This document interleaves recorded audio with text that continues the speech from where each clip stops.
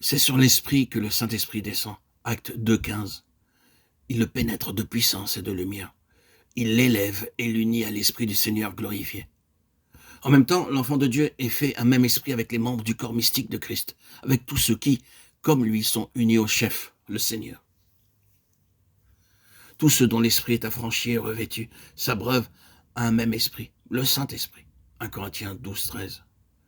Celui-ci, d'après la capacité d'esprit de chacun, distribue à tous ses dons pour que tous puissent rendre un témoignage vivant et efficace à la tête ressuscitée. Il donne à chacun en particulier ses dons comme il lui plaît. 1 Corinthiens 12, 4, 11.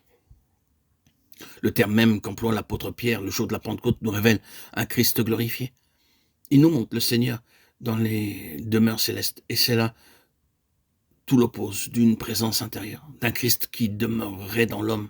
La façon dont s'exprime l'apôtre a donc pour nous, chrétiens du XXIe siècle, une valeur unique, capitale. Elle jette la lumière sur les expériences actuelles des chrétiens de notre époque lors de la réception de ce baptême. Acte 2, 33-34. Et après la Pentecôte, c'est encore un Seigneur assis à la droite de Dieu que révèle le Saint-Esprit. Acte 3, 15, 21, 4, 10, 5, 27, 30. Étienne, subissant le martyre, voit le Fils de l'homme assis à la droite de Dieu. Acte 7, 56. Sur la route de Damas, Saül, arrêté par une grande lumière, entend une voix qui vient du ciel et lui dit « Je suis Jésus ». Le Saint-Esprit remplit l'esprit de l'homme et lui communique l'esprit même de Jésus. Il le fait un même esprit avec l'esprit du Seigneur glorifié.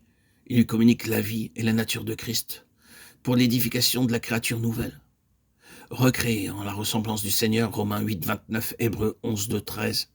Au lieu donc de regarder en soi-même pour y trouver un Christ intérieur, le chrétien se trouve alors comme élevé au-dessus des étroites limites de son être par l'effusion, l'afflux de l'Esprit de Dieu en son esprit, jusqu'en cette sphère spirituelle où il découvre qu'il est un même esprit avec ceux qui, unis au chef, forment un seul corps ou organisme spirituel pour la réception et l'épanchement de l'Esprit du Seigneur. 1 Corinthiens 12, 12, 27.